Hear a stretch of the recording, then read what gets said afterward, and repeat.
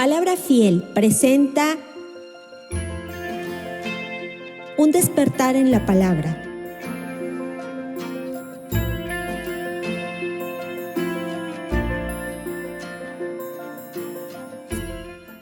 Vamos a orar por la palabra en esta mañana. Señor, agradecemos tanto tu bendición, agradecemos tanto por lo que tú has hecho con nosotros. Gracias porque tú permites que hoy podamos estar en tu casa para poderte exaltar, adorar, Señor, a través de tu palabra, Señor, a través de tu palabra cantada que lo hacemos y ahora a través del escuchar tu palabra. Permite que nosotros tengamos ese corazón dispuesto para poderla escuchar, atesorar y de una u otra manera aplicarla en su momento, Señor, para que esta palabra lleve fruto y mucho fruto, Señor Jesús, en nuestras vidas y podamos ser de edificación para otras personas. En Cristo Jesús oramos, amén y amén. Le invito a que vaya abriendo su Biblia en el libro de Mateo, capítulo 5. Vamos a leer del versículo 13 al versículo 16. Terminamos las enseñanzas, las bienaventuranzas la semana pasada. Hoy vamos a comenzar una nueva serie que también va de la mano. Es las enseñanzas del Sermón del Monte. El tema número 1 que vamos a ver el día de hoy es sal de la tierra y luz del mundo. Sal de la tierra y luz del mundo. Para eso vamos a leer Mateo capítulo 5, 13 al 16. Vosotros sois la sal de la tierra, pero si la sal se desvaneciere, ¿con qué será salada? No sirve más para nada, sino para ser echada fuera y ser hollada por los hombres, o sea, ser pisoteada por los hombres. Vosotros sois la luz del mundo. Una ciudad sentada sobre un monte no se puede esconder, ni se enciende una luz y se pone debajo del almud, sino sobre el candelero y alumbra a todos los que están en casa. Y luego dice: así alumbre vuestra luz delante de los hombres, así alumbre vuestra luz delante de los hombres, para que vean vuestras buenas obras y glorifiquen a vuestro Padre que está en los cielos. Estas palabras fueron dichas por el Señor Jesucristo inmediatamente después de terminar de enseñar sobre las bienaventuranzas, sobre lo que hemos visto.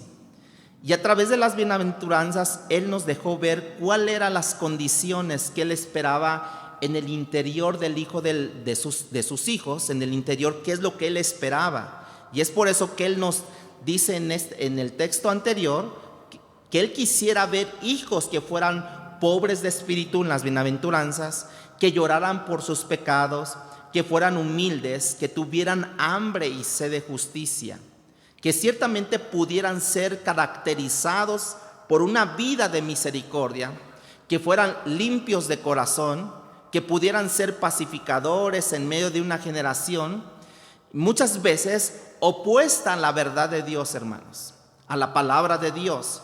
Y creo que es importante que lo veamos de esta manera porque Cristo nos dice en el texto que acabamos de leer: vosotros sois la sal de la tierra y vosotros sois la luz del mundo. Primero, Cristo deja ver cuáles son las actitudes que nosotros deberíamos de tener a través de las bienaventuranzas, pero también nos deja ver cómo debemos de tener una disposición de siervo formado por el carácter de Cristo delante de los hombres, ante el mundo. Por 9 sermones anteriores estuvimos viendo la disposición que el Hijo de Dios debe de tener delante de Dios. Ahora vamos a ver la disposición de este mismo Hijo de Dios delante de los hombres, y es ahí donde vamos a abordar, porque escucha lo que dice en el versículo 16. Dice en el versículo 16: así alumbre vuestra luz delante de los hombres, para que vean vuestras buenas obras, ahí subraye, buenas obras, y glorifiquen a vuestro Padre que está en los cielos. La idea del texto no es que haga yo buenas acciones y venga y se las presente a los hombres y le diga: hey, vean mis buenas acciones, vean lo que estoy haciendo bien. No, de eso no implica eso. La idea es que tú vivas una vida delante del mundo, delante de los hombres, de una forma que el mundo, sin tú decirle, atraigas la atención de ese mundo que está a tu alrededor, sin que tú le digas. ¿Se acuerdan cuando Moisés iba bajando del monte y le dijeron los hebreos: tápate, Moisés, porque deslumbras, ¿no? Y entonces, pero él no se daba cuenta que estaba deslumbrando. Él no se sentía brillante, por así decirlo, sino la gente lo vio a él. Él no fue y les dijo: miren, he estado por 40 días y vean cómo deslumbro, cómo alumbro, vean cómo estuve mucho. No, él no dijo nada de eso.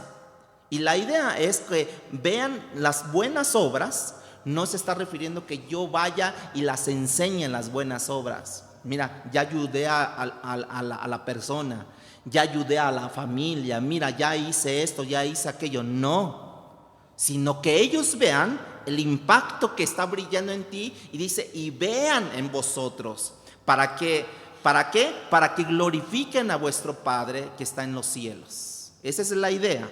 De hecho, la palabra traducida para buenas aquí es una palabra en griego que es kalos, que implica no solamente algo que es bueno, fíjense, no solamente algo que es hermoso, sino que implica algo que es atractivo, ¿verdad? Es muy diferente algo bueno, es muy diferente algo hermoso, y es muy diferente algo atractivo.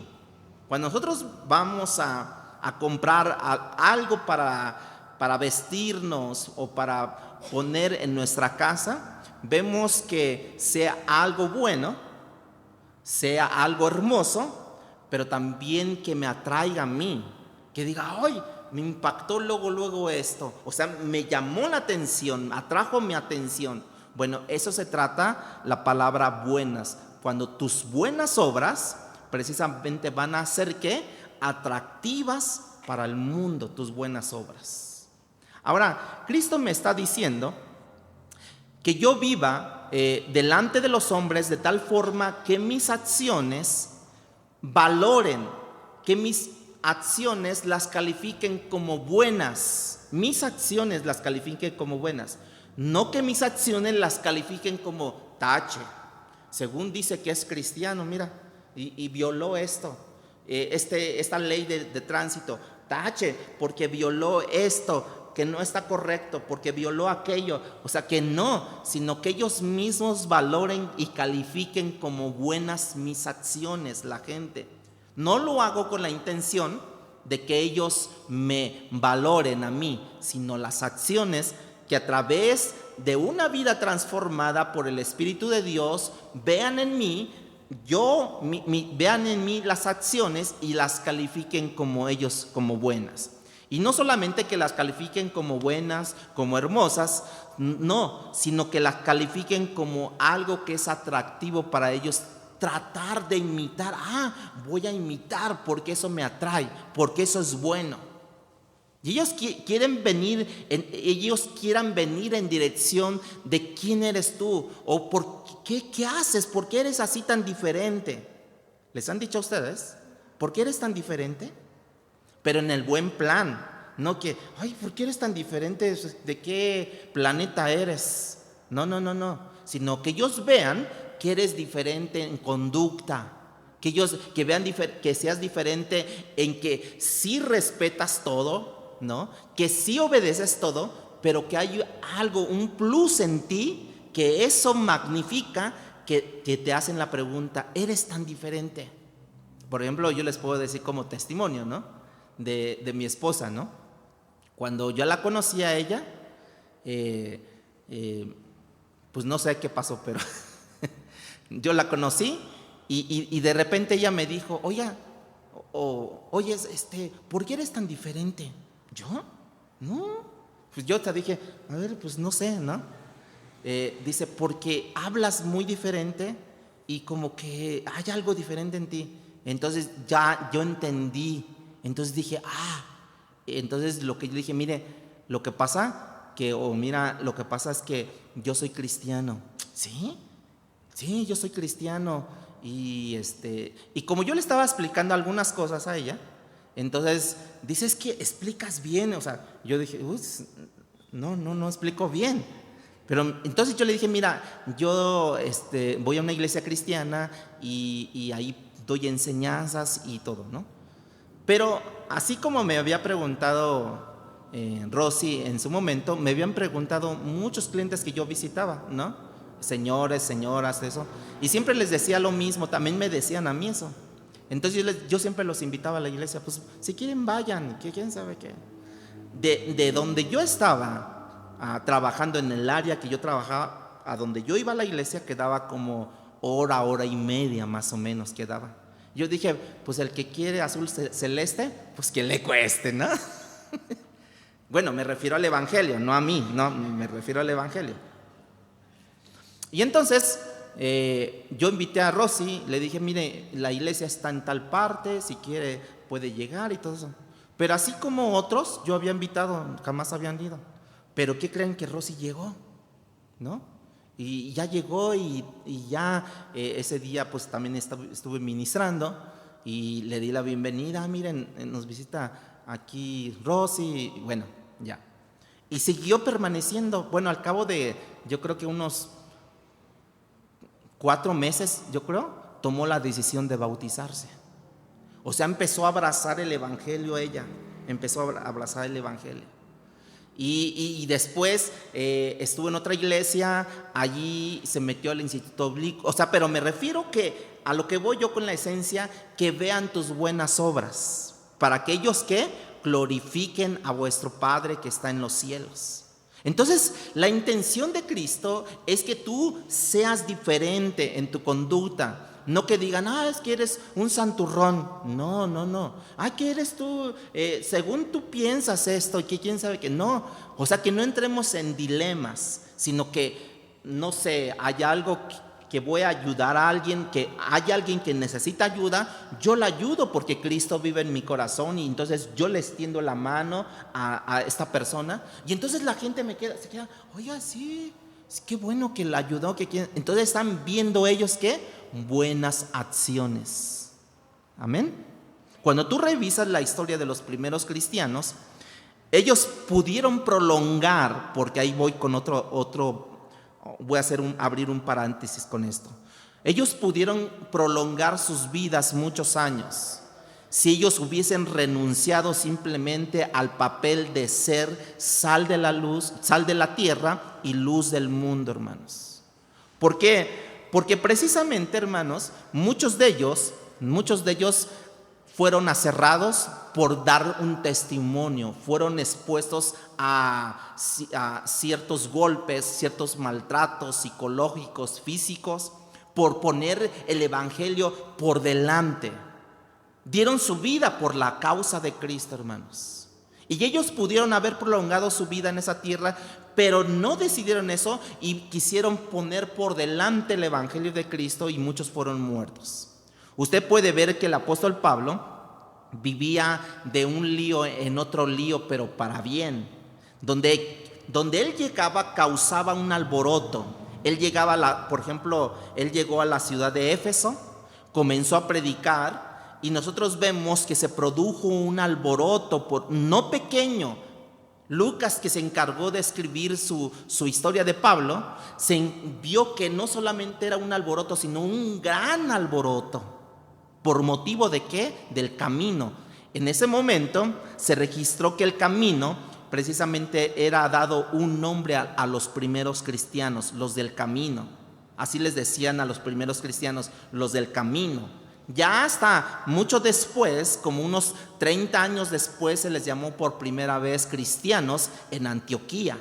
No solamente que hubo un alboroto, como dice Lucas, sino que hubo un gran alboroto.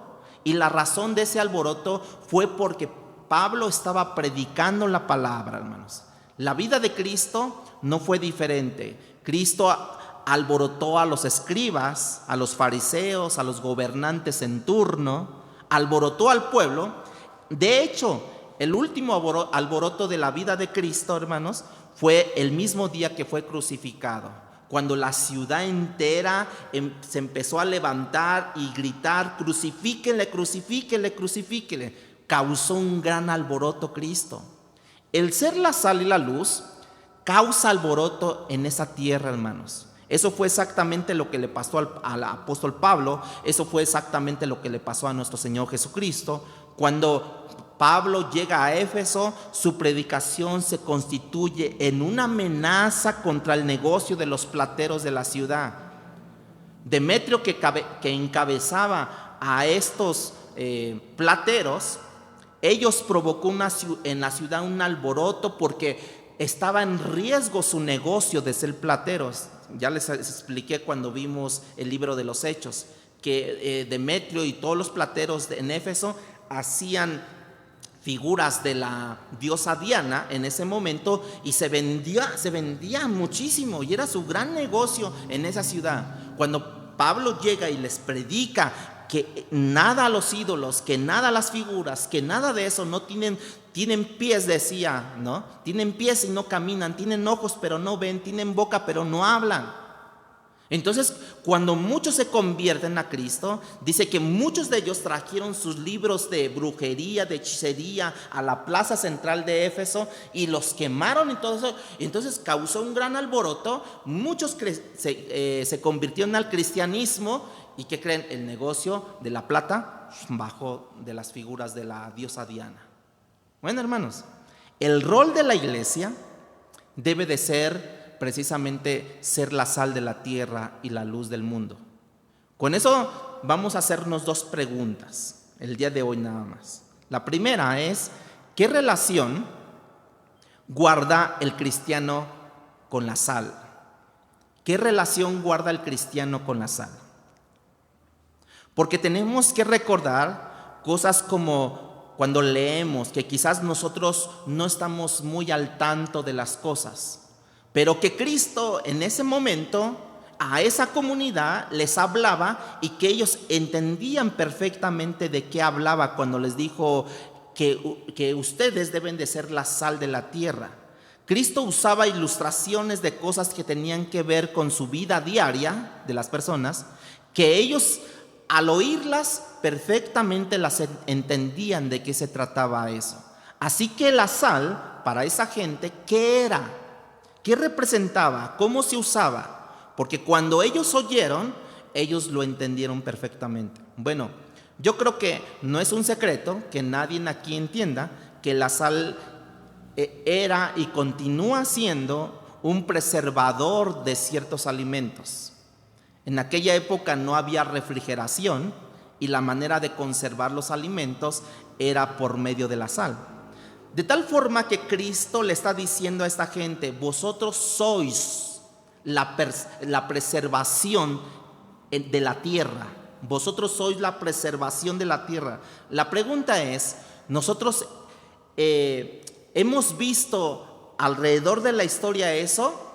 A veces hemos visto que en realidad la iglesia hace su rol como la sal de la tierra, que preserva en la tierra. Historiadores de mucho peso, hermanos, tienen documentado que durante el tiempo de John Wesley, en el siglo XVIII, la única razón por la que Inglaterra no tuvo una revolución sangrienta, civil, como la Revolución Francesa, es debido a que en ese momento, en el siglo XVIII, hubo un gran avivamiento, o por los avivamientos que se produjeron de la predicación de John Wesley.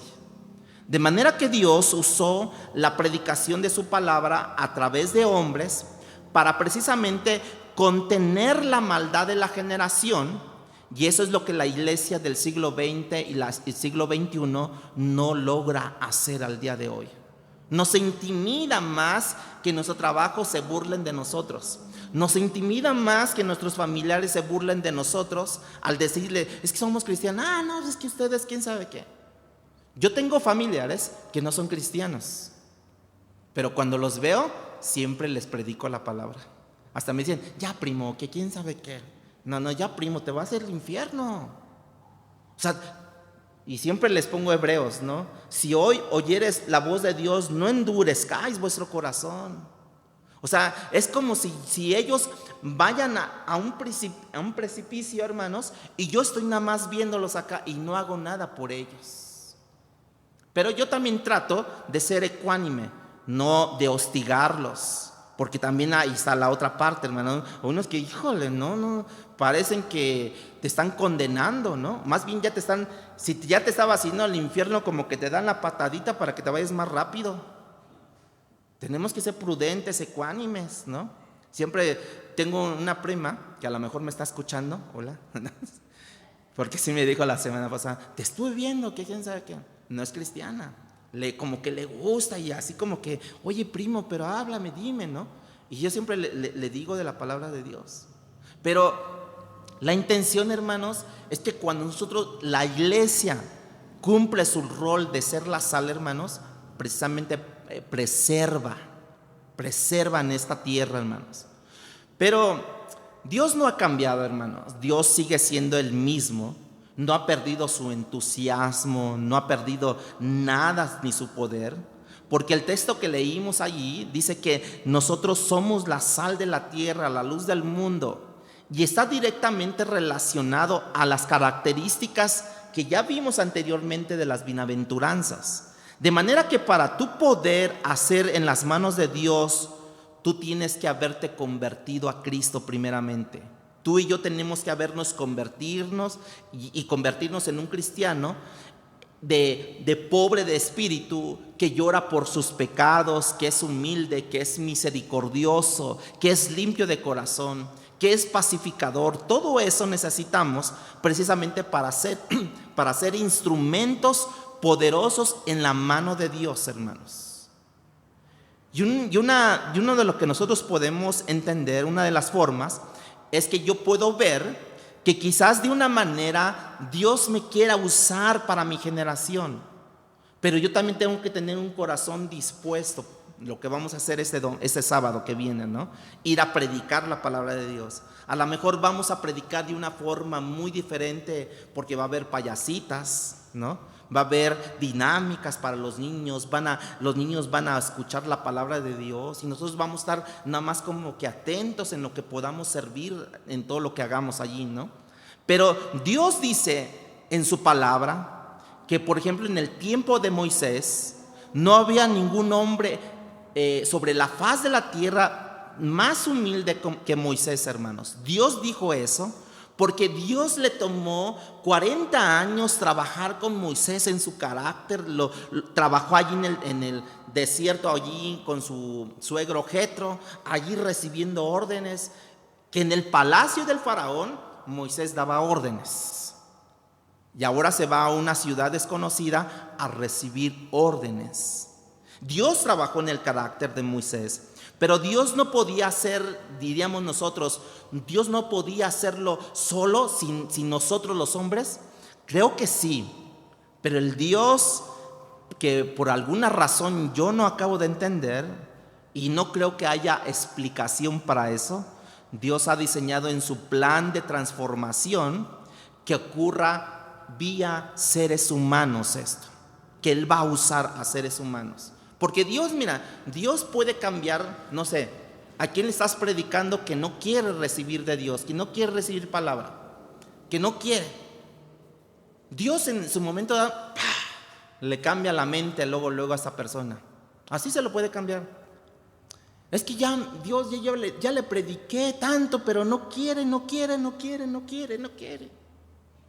Y Dios lo podría hacer en un momento esofacto. Le cambia la mente y ahora está adorando a Dios. Pero Dios, que vuelvo a decir que yo no llego a entender, porque Él está empeñado por su santa voluntad el usar vía hombres que expandan el evangelio. ¿No así lo dijo Jesucristo antes de irse? ¿No? Incluso hasta dijo: esas señales seguirán a los que creen en mi nombre, echarán fuera demonios, ¿no? Sanarán enfermos. ¿Por qué? ¿Por qué nosotros somos? No sé, ni me pregunten al final, no sé. Pero Él ha decidido en su soberana voluntad vía hombres utilizar para la transformación de este planeta. Y si diríamos no tanto la transformación, pero sí transformación de hombres, de mujeres, que son creación de Dios todos, y que después, cuando ellos reciben la palabra de Dios, ahora son llamados hijos de Dios.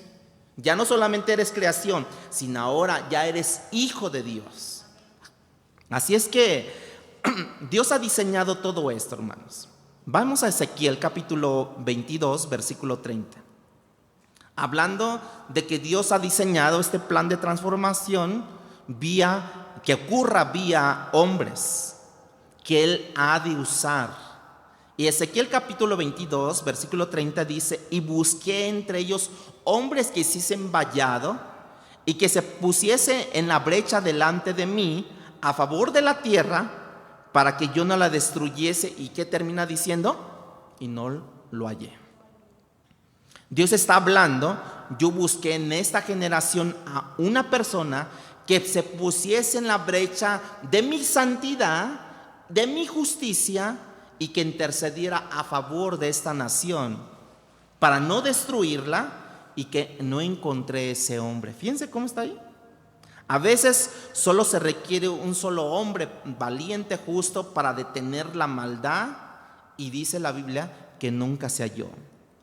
Por eso es que Santiago dice que la oración del justo puede mucho, hermanos. La oración del justo, no está diciendo la oración de los justos.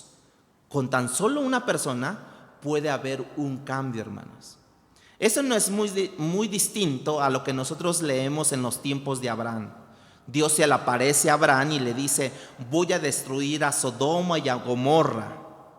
Y Abraham dice: ¿es verdad que el Dios de los cielos quiera destruir a los impíos juntamente con los justos? Y Abraham le dice: Dios, si encuentro 50 personas justas, ¿detendrías tu juicio contra esa ciudad? Y le dijo: claro que sí, Abraham.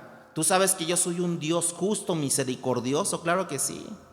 Y después le dice a Abraham: y si me faltaran 5 personas, y después 20, 30, después 40, ¿no? 30, 20. La historia llega hasta 10. Pero estoy seguro que llegó hasta 1, hermanos. Y no encontró a nadie en Dios en Sodoma y Gomorra justo. Y entonces, ¿qué pasó con Sodoma y Gomorra? Fue destruida. Ustedes lo saben, la historia. Pero Dios le está diciendo a Abraham: por eso es que yo detengo mi juicio si encuentro a una persona justa allí. No lo hubo. Y pasó con lo mismo en los tiempos de Ezequiel. No halló nunca a nadie en Dios allí para que se levantase y se pusiera como una valla entre el juicio de Dios, entre lo que Dios quería poner en cintura al pueblo y el pueblo. No había nadie en que encontró Dios allí. Hombres que hiciesen algunas oraciones, que se levantasen. Nunca encontró Dios a nadie en los tiempos de Ezequiel, hermanos. Dios está a punto de destruir al pueblo hebreo, ¿se acuerdan? En el desierto, porque ya lo tenían hasta acá, ¿no? De tanta idolatría, de tanta falta de fe. Y Dios le comunica a Moisés y le dice: voy a destruir a todos, Moisés, ya. Voy a hacer una nueva nación a través de ti. Y Moisés se pone en la brecha en ese momento, le pone la mano al pueblo y le dice: Dios, no los destruyas a ellos, porque ¿qué dirán los pueblos aledaños? ¿Qué dirán los pueblos? Que nada más nos sacases de Egipto para destruirnos aquí en el desierto. Y se puso ahí Moisés delante de Dios, y por la misericordia, porque había un hombre justo allí, hermanos, no destruyó a toda la nación de Israel. Moisés intercede por el pueblo. Yo no sé cómo funciona eso, pero es el llamado de Dios, con que haya alguien allí que haga la diferencia y que sea la sal de la tierra. Dios precisamente preserva. Dios preserva. La iglesia, nosotros tenemos ese llamado a tener vidas contraculturales. ¿Por qué? Porque precisamente la cultura occidental, ¿qué me dice? La cultura mexicana, ¿qué me dice? La cultura de América Latina, ¿qué nos dice? ¿Qué nos dice la cultura, hermanos, occidental? Bueno, Dios nos dice, ustedes tienen que ser una iglesia contracultural y a predicar una verdad contracultural. Y como una forma de detener el deterioro moral de la sociedad, precisamente la rebelión moral que tiene la gente, ustedes a través de ser justos, ustedes a través de vivir una vida contracultural, van a preservar su nación. El evangelio que comenzó a predicarse a partir de la muerte de Jesús, hermanos, y su ascensión cuando Él subió al cielo, comenzó a transformar el imperio romano. Comenzó a detener el efecto de la sal, o más bien empezó a generar el efecto de la sal y la luz, hasta el punto que la esclavitud poco a poco comenzó a ser abolida en diferentes lugares. ¿Quién derrumbó ese sistema, hermanos? La verdad de Dios siendo precisamente esparcida por hombres que entendieron que tenían que ser la sal de la tierra y la luz del mundo. Por ejemplo, la historia de los gladiadores. Había un monje Telémaco. Dice que nunca había ido a Roma. Perdón la imagen, porque no encontré otra. No conocía a esta ciudad, este monje.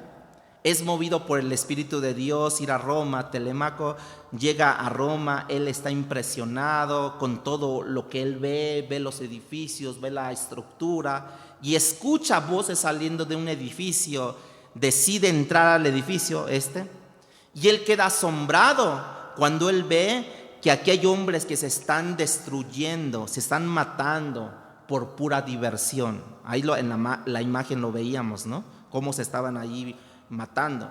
Similar a lo que ocurre hoy con el boxeo.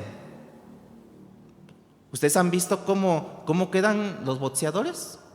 Uno que otro queda bien, pero yo he visto gente que le han dado, ¿no? Los tiran y ya no quedan bien. Ya les da parálisis, les da tantas cosas, el estado motriz ya no pueden. O sea, así lo que pasa. Bueno, pues Telémaco quedó espantado cuando él vio la muerte, cuando él vio que se mataban entre ellos, y corre en medio de la arena, levanta los brazos y dicen: en nombre de Cristo, paren esto, detengan esto, dice la historia. Hasta el punto que uno de los gladiadores se enfureció de ver esa acción de este monje, va y le entierra la espada, lo traspasa a Telémaco. El historiador del momento dice que cuando Telémaco cayó, un silencio sepulcral, por así decirlo, comenzó a llenar aquel estadio y la multitud se quedó muda. Pero también salió muda en silencio. Y dice la historia que jamás se volvieron a celebrar los juegos entre gladiadores. Un 1 de enero del 404 después de Cristo. Se acabaron los juegos de los gladiadores. Porque un hombre decidió ser la sal en medio del peor imperio pagano, hermanos, Roma. No es fácil ser la sal de la tierra, hermanos, y la luz del mundo. Pero tampoco es una opción. Cristo no me dijo, como que deberías de ser la sal, como que deberías, o supongo que sería bueno que fueras la luz del mundo. No, porque Él nos dice, si nosotros ya cumplimos con obedecer a Dios, de recibirlo como nuestro Salvador personal, y ahora somos hijos de Dios, entonces ahora te constituyes hijo de Dios, pero también te constituyes como la sal de la tierra y te constituyes como la luz del mundo, hermanos. Bueno, Dios no podía parar, algunos piensan esto, Dios no podía parar esos juegos de otra manera sin perder la vida de uno de sus hijos. Absolutamente que sí, pero por razones que vuelvo a decir, no entiendo, que solamente es la soberana voluntad de Dios, su diseño así lo ha determinado, hermanos. Que haya gente que está dispuesta a ser la sal de la tierra, la luz del mundo y dar su vida a causa no importando la situación, no importando lo que yo llego a padecer, hermanos. Claro, tenemos que ser prudentes también, como yo lo dije la semana pasada de esa persona que se subió a un avión y que quería explotar según unas granadas y todo. Pero tenemos que ser también sabios. Pero a veces Dios también te impulsa a hacer lo que Telemaco hizo en este momento, donde se paró en medio, pero él dijo: paren esto en nombre de Cristo, párenlo. Y ahí Satanás se enfureció, ¡fum!, lo traspasaron. Pero desde ese momento ya no se volvió a hacer los juegos de los gladiadores, de ese tipo de muerte, hermanos. Bueno, hasta los cristianos eran aventados allí en el circo romano, donde las bestias salvajes vivos se comían a las personas, los mataban y se los comían así. Era terrible todo esto, pero Dios muchas veces usa a sus hijos precisamente para detener la maldad, hermanos. A causa de dar mi vida, pues ya. Entonces contaré como un mártir yo, ¿no? Si el cristiano no hace lo que debe de hacer, hermanos, ante la sociedad, si el cristiano no causa eco de lo que está haciendo, de su buen testimonio, de sus buenas obras, no es porque la sociedad secular como que no es tan mala, sino más bien porque nosotros no estamos haciendo bien nuestra tarea de ser la sal de la tierra y la luz del mundo. John Stott dice en su comentario: Jesús llamó a sus discípulos a ejercer una influencia doble sobre la comunidad secular, una influencia negativa deteniendo la maldad y una influencia positiva al traer luz en medio de la oscuridad. Dos cosas, o una cosa es prevenir la maldad, que la maldad se esparza más, es cuando tú detienes a alguien, ¿no?, que está constantemente asediando, está robando, tú lo detienes allí para que no se esparza la maldad, ¿no? Pero también a la vez te invita a ti a esparcir la verdad, la belleza, la bondad, hermanos. Y precisamente los mandamientos de Dios usualmente tienen doble intención. Tú detienes por un lado lo malo, pero no es suficiente con detener lo malo. Tú tienes que promover lo bueno, los valores del reino. Como cuando Pablo le escribe a los de Efesio, en 4:28 les dice: el que roba, que no robe más. ¿Qué está haciendo Pablo ahí? Para lo malo. El que roba, que no robe más. Lo para. Pero no se queda allí Pablo.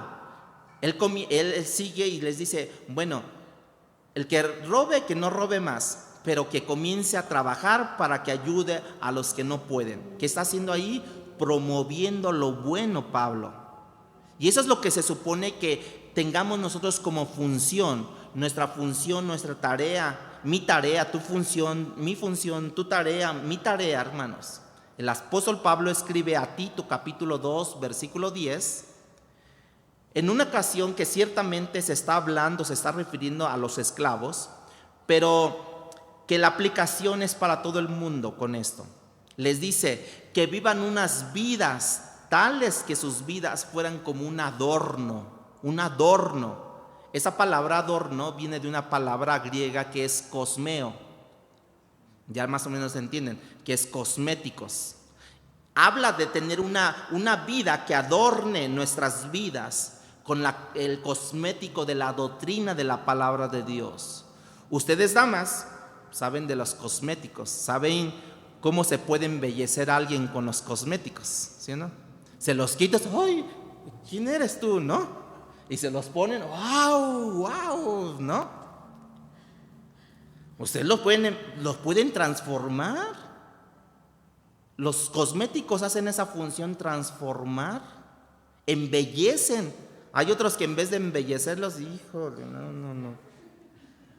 Te desfiguraron, ¿verdad? Pero La idea es que tú y yo vivamos unas vidas que cuando nosotros hablemos de las doctrinas, de las creencias, nuestras vidas sirvan de adorno a la enseñanza que yo predico. ¿Sí me entienden esto? Que yo cuando le predique a alguien, pues sí, está adornando, sí es coherente tu vida con lo que hablas. O sea, que sirva nada más de un adorno allí. Es como cuando se ponen las mujeres, ¿no? Una pestañita, ¿cómo le llaman? Una peineta, ¿no? O algo, ¿no? Una pinza, una flor aquí. Y tú dirías, yo jamás me lo pondría, ¿no? Pues es lógico, porque eres hombre, ¿no? Es lógico. Pero las mujeres se ven bien, nomás no se pongan de más. No es cierto. Que si no, ya son el florero, ¿verdad? ¿No? Pero hermanos, la idea es que cuando te vean a ti digan, wow, me atrae tu enseñanza, me atrae tu vida, adornas bien tu vida con tu ejemplo, que eres coherente. Pero cuando nosotros no tenemos una vida de santidad, mi vida afea la doctrina, hermanos. O sea, mi conducta, mi forma de ser.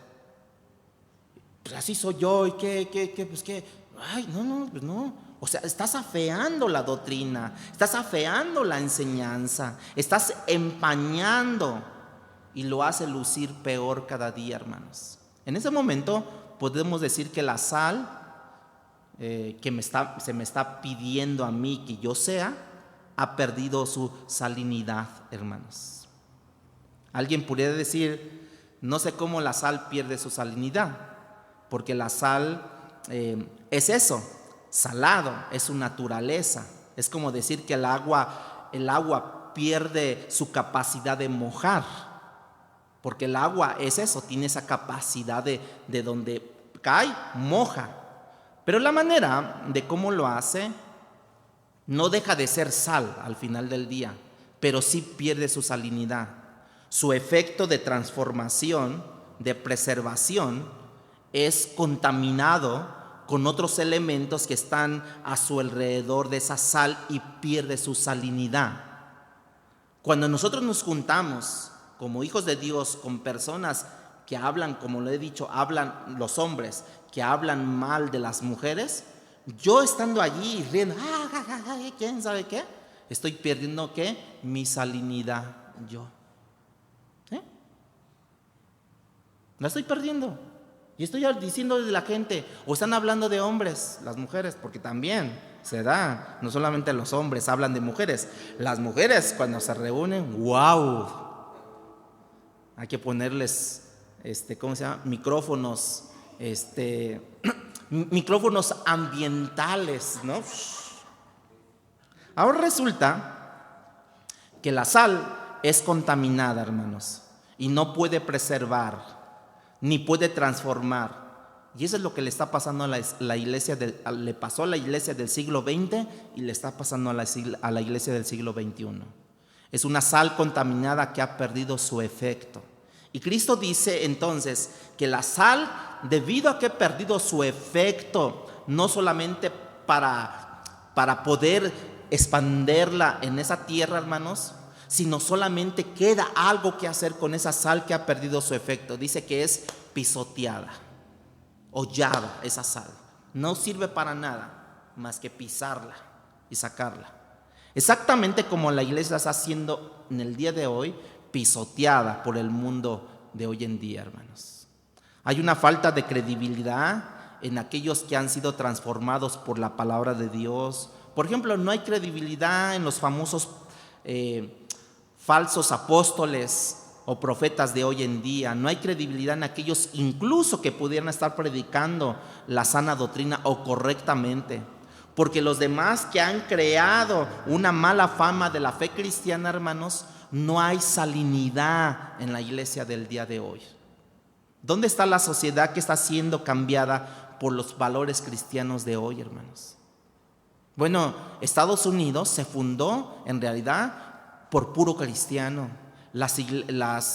Las universidades en su inicio, Harvard y todas ellas, fueron por personas cristianas. Hoy ya se han perdido esos valores.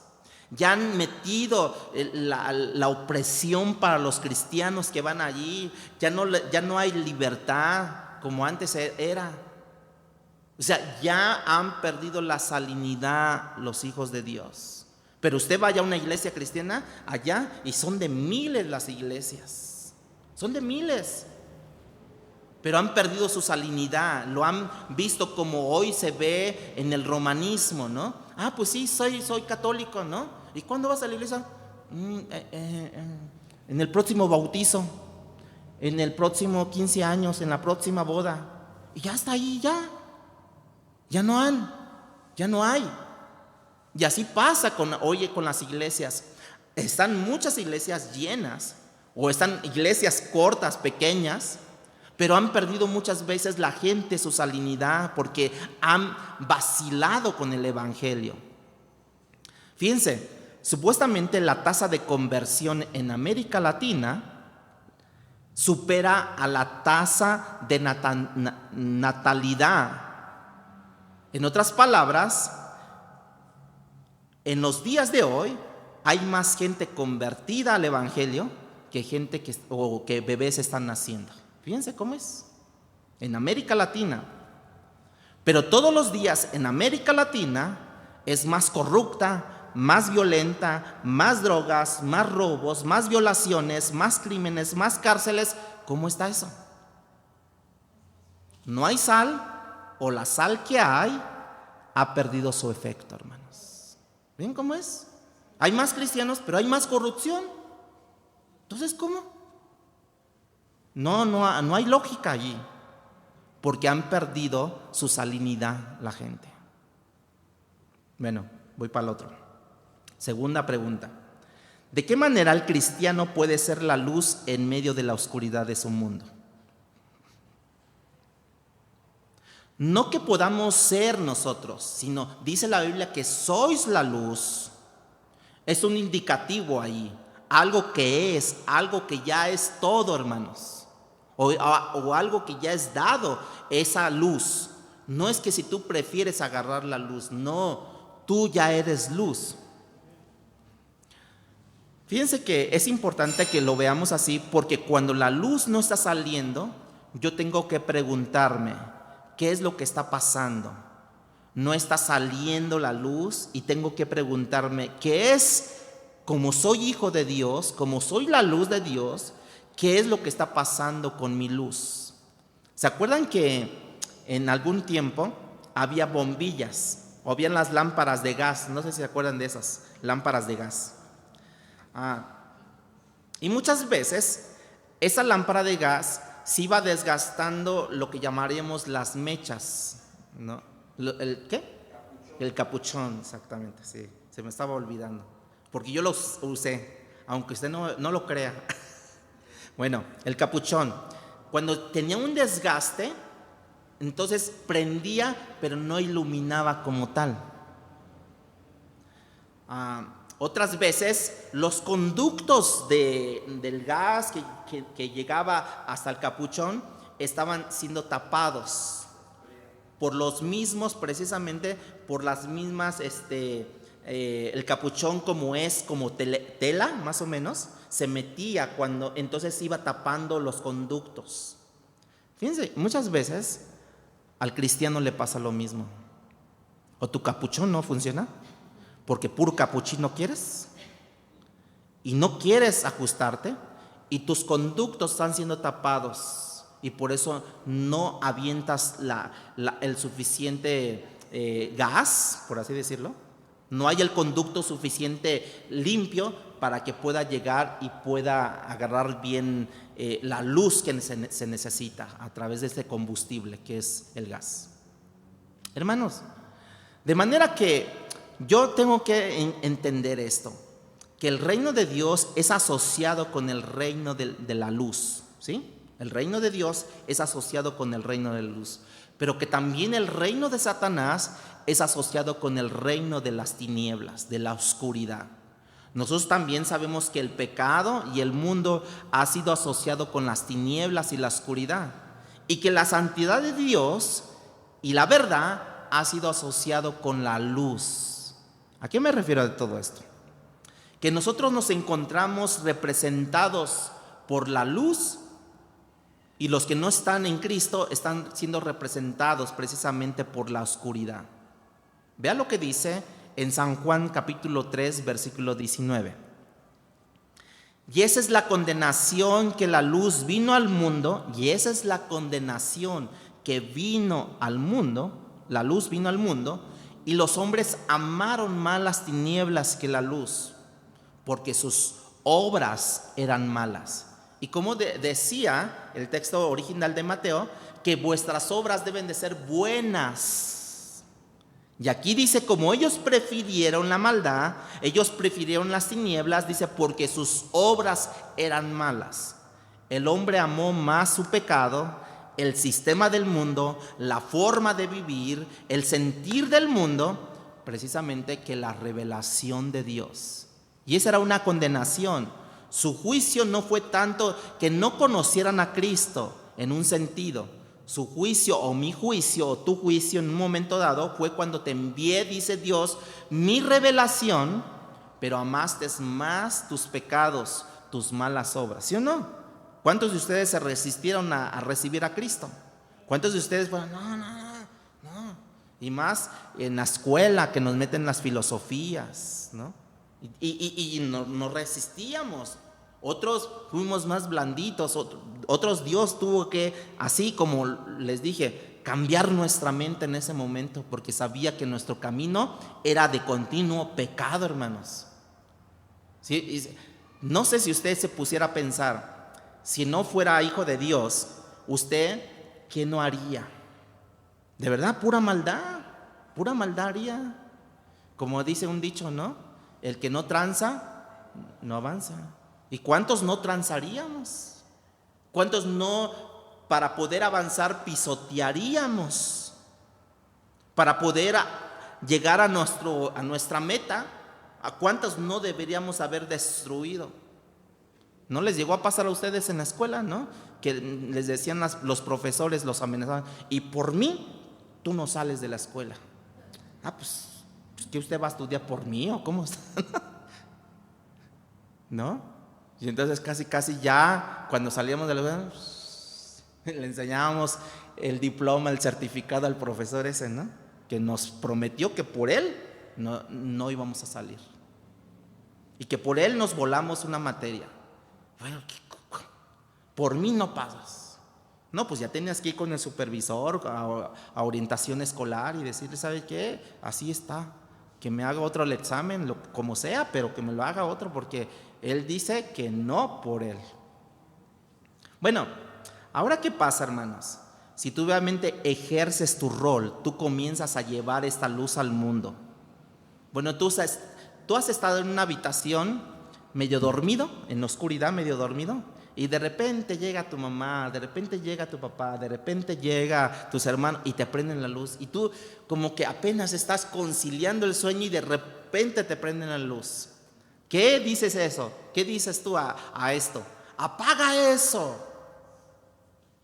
Porque precisamente te ha pasado que la luz viene a molestarte, ¿sí o no? Bueno, cuando tú predicas la palabra de Dios, tú siendo luz, te dicen a ti, ya no me hables de eso, ya. O sea, le molesta a la otra parte. No quiero saber nada de eso. ¿Te ha pasado, hermanos? ¿Que te han dicho así?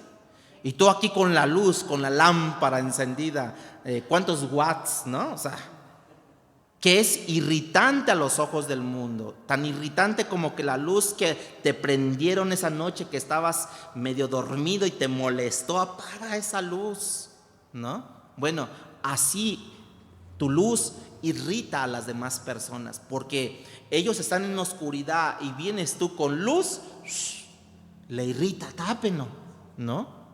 El mundo es irritado por eso, hermanos. La falta de irritación del mundo por parte de la iglesia de hoy es porque precisamente nosotros, si a la gente no le está irritando la luz que traes, es que precisamente porque tu luz brilla menos cada día. Ya no buscas de Dios, ya no oras, ya no lees la palabra entre semana. Ya no le molesta a la gente tu presencia. Ya llegó el santo, y ya. Pero no le molesta. En cambio, si tú traes la luz de Cristo y están haciendo algo malo, tú llegas y ¿qué pasó, chicos? ¿No? ¿Qué pasó, muchachos? ¿No? Ay, no, ya no lo hagas, porque no, ya. O sea, les molesta. ¿Y cuándo te vas? ¿Que quién sabe qué? No, espérate, vine para quedarme, ¿no? ¿Por qué? Porque precisamente la luz detiene ¿qué? La maldad. Detiene la maldad, hermanos. De hecho, nosotros no solamente estamos, dice la Biblia, que no solamente estábamos en tinieblas, nosotros antes de Cristo, sino que nosotros éramos tinieblas, según Efesios capítulo 5, versículo 8.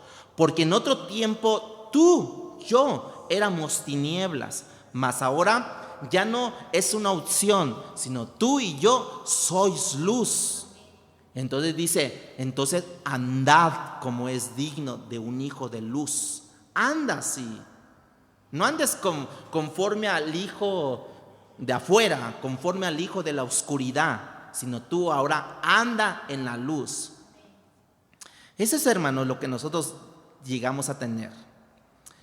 Un valor real de lo que yo necesito aquilatar, hermanos. Pero nos dice que nosotros fuimos sacados de esas tinieblas a su luz admirable. Por tanto, esa luz representa las bondades de Dios. Ya no mis bondades, ya no lo que yo hago, mis buenas obras, sino representa a Dios. Porque Él me la dio, porque Él me la puso esa luz, hermanos. ¿Y para qué? ¿Para qué sirve la luz? Precisamente para iluminar. Bueno, ¿de qué manera yo puedo usar esa luz en medio del mundo en el que yo vivo? ¿Cómo la voy a usar yo? Porque ahí es donde Dios nos puso donde viviésemos, ¿no? Es ahí donde Dios nos ha puesto para que vivamos. Nos dijo que nosotros ahora somos la luz de este mundo, ¿no? De hecho, horas antes de ir a la cruz, Jesucristo, orando con su Padre, le dijo: yo no te pido que lo saques del mundo. ¿Se acuerdan de eso? Yo no te pido que lo saques. Si lo sacas, no serán luz en medio del mundo ellos. Ellos son la luz del mundo, ellos son la sal de la tierra. Déjalos allí para eso fueron diseñados esos, para eso Dios les vino y resplandeció para que ellos sean la luz. Y les dice: no te pido que los saques del mundo, sino que los guardes del mal, nada más. Y mucha gente, mucho cristiano, quiere vivir en una burbuja. Quiere vivir en una burbuja. No te juntes con los compañeros de la escuela. No te juntes con los compañeros del trabajo. No te juntes, quién sabe qué, porque son del diablo, porque son enemigos de Dios, porque no creen que se junten. Porque si tú les enseñas que son la sal, que son la luz, ellos van a resplandecer allí, hermanos. Si no, ¿cómo va a ser alumbrada la vida de los que no creen en Cristo? ¿Cómo va a ser alumbrada si no les resplandece la luz, hermanos? Vamos hacia el final. La palabra de Dios en el Salmo capítulo 119, versículo 105, Salmo 119, versículo 105, dice: lámpara es a mis pies tu palabra y lumbrera a mi camino. De manera que yo soy la luz. Nosotros como iglesia deberíamos ser la luz que le dice al mundo: mira el camino por donde tú debes de caminar. Nosotros como iglesia que andamos en la luz, mira, esa es la forma que debes de actuar. Esa es la forma de cómo debes de hablar. Esa es la forma cómo debes ser. Pero debe de ser coherente, ¿me entiendes, no? No le digas, esa es la forma de cómo ser, y nosotros somos lo contrario a eso. Debemos ser coherentes. Y mucha gente por eso se detiene: no, mejor yo no digo nada porque yo no estoy viviendo. Pues esfuérzate para vivir así. Cada día esfuérzate para lograrlo. Mucha gente no lo dice porque dicen: no tengo la capacidad moral para decirlo. Pero si te esperas hasta que tengas la capacidad moral, pues nunca vas a llegar, hermanos, porque no te va a crear a ti presión nada. En cambio, si te crea presión, no, ya me tengo que portar bien, ya tengo que hacer las cosas correctamente, para que yo tenga la autoridad moral para poderle decir, mira, así trata a tus hijos, así trata a tu esposa, mira, así trata a tu esposo, mira, así trata a tus padres. ¿Por qué? Porque tienes esa capacidad, pero la capacidad te la da Dios, hermanos. El mundo no te puede creer a lo mejor, pero eso no te debe de importar, porque la función tuya, mía, es señalar el camino, porque lámpara es a mis pies tu palabra y lumbrera a mi camino. Tú debes de mostrar el camino. Si ellos te dicen, no quiero creer, bueno, no importa, no pasa nada, ¿no? Pero nuestra vocación, nuestra función debe de ser señalar el camino que debemos de seguir. Eso nos ayuda a entender, hermanos, nuestro privilegio y nuestra responsabilidad de ser la sal de la tierra. Y no es poca cosa, hermanos. Cristo dijo antes de irse, yo soy la luz del mundo, lo dijo Jesucristo. Pero cuando Él, antes de irse, ya para irse, cuando Él dice, vosotros sois la luz del mundo. Ahora, ¿quién iba a ser la luz del mundo? Nosotros.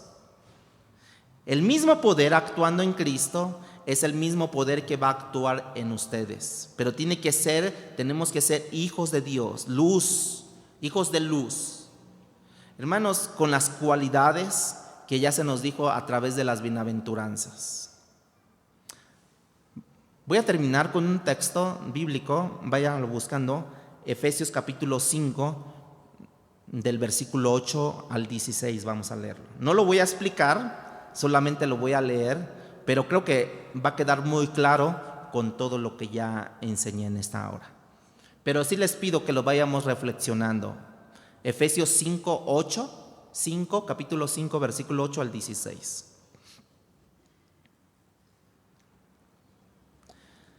Dice, porque en otro tiempo erais tinieblas, mas ahora sois luz en el Señor, andar como hijos de luz.